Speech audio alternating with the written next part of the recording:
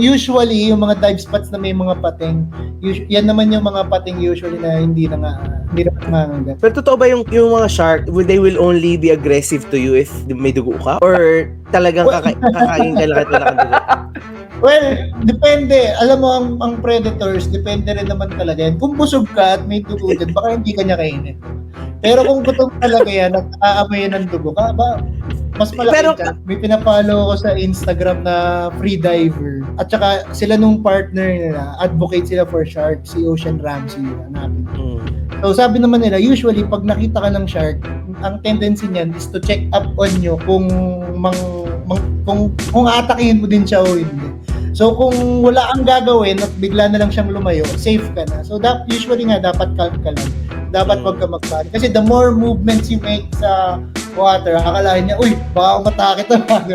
So just always calm down. Then kung gusto mo naman umiwas, calmly, parang gentle lang, parang kung mag-stroke ka, dahan-dahan lang. Kaso pagka gano'n mo natamaan mo siya, Ayun. nasipa mo, patay ka.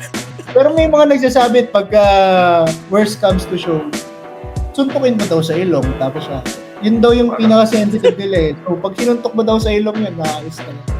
Okay, pero hina nun sa ilalim ng tubig. Ang hina ng pwersa mo dun. Laksan mo. Laksan.